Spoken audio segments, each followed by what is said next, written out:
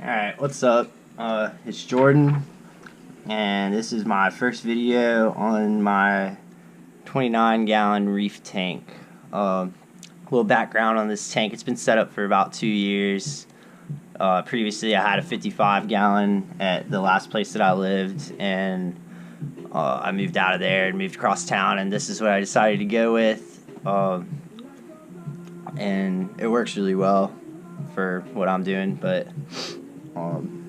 my objective with this YouTube series that I'm beginning right here is to create a video journal to monitor the progression of this tank, so I can go back in the future and kind of analyze what I did and how things turned out because of the way I did them. Another thing that I'm setting an objective for with this is to obtain feedback for what I can do better. So I'm not perfect. I'm honestly no expert in this hobby at all. There's a lot of people out there that know a whole lot more than me, and I'd like to hear what they have to say so that I can do better.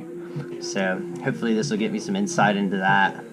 And also I'd like to share the knowledge I've gained so far to help some newer hobbyists time, or help save newer hobbyists time and headache, because I'm no expert, like I said, but I do know a couple little things that would probably save people some time and money. So through this series, hopefully I'll be able to obtain those goals. But so some details about this tank. I'll start off with the livestock. I have a clownfish, a 6-line wrasse, and a skunk cleaner shrimp as like my main display animals. I've tried to have more fish, and these two guys just will not let anything else live in there. They kill everything. So I'm cruising with them. I also have like probably 10 hermit crabs and 7 or 8 snails of different types, from turbo snails to Nazareth snails to whatever else. I don't even know what the other kinds are, but let's see. So I'll go over the hardware. So the light that I have running on this is a max spec razor. I'm not exactly sure what type,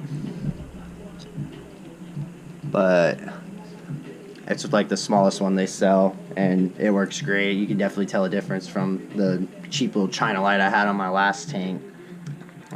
With algae growth, coral, all that, it's definitely improved my tank. I also have this Toonsy skimmer, which is right there. I'm not sure which one that is either, but I'll hopefully make some more videos in the future going over like the hardware and specifics and get y'all more acquainted with that. But that skimmer is awesome, man. I like that thing a lot. It pulls out a lot of gunk. All that stuff in that cup right now is just from today, and it's kind of clear. This tank doesn't really produce much to skim out, but it gets out whatever there is in there, so it's doing its job. I also have an Eheim heater in the back, but I'm not gonna pull that out just to show it. It's nothing special. And then I made this auto top-off system with this water jug. It's just a 1-gallon jug, and I put a tube through to the bottom, and it just siphons 1 drop of water like every 5 seconds or so, and keeps the water level pretty constant. This is the part of the tank that would be fluctuating, and it stays right about there all the time, so it keeps my salinity constant and helps the critters in there be a little happier. See what else here. So I'll go over some current issues that I'm encountering right now. One of them being this brown algae you can see all up here in the front on the sand bed. I don't really have any algae problems. There's a little bit of Baropsis, or however you say it, up on that power head in the top right. But other than that, the main thing is just these, I think they're diatoms, this brown algae on the bottom. Could be some other type of plankton or something like that, but from what I've read, I believe it's probably diatoms, and I'm trying to work on that. The way I'm treating it right now is I read online that the max spec razor is notorious for producing those on your sand bed if it runs at 100%, since I guess it's so bright.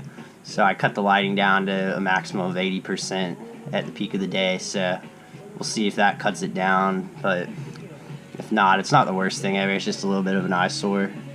And another thing that I've kind of been battling is low alkalinity levels. My tests had been telling me it was 8.2 to 7.8, something like that.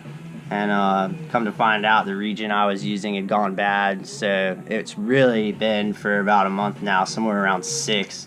And I had figured it was more like 8. So at least I know that that's a problem, and I'm working on fixing that now. But yeah, other than that, everything's doing pretty good. I'm pretty happy with the growth I've been getting and all out of it.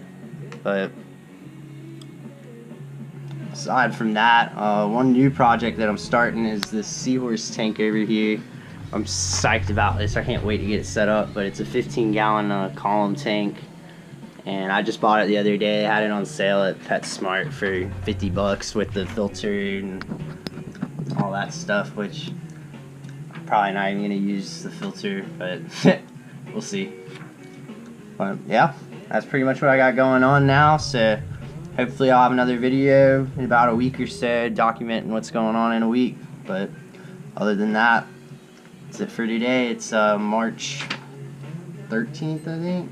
Yeah, March 13th. And we'll see you next time.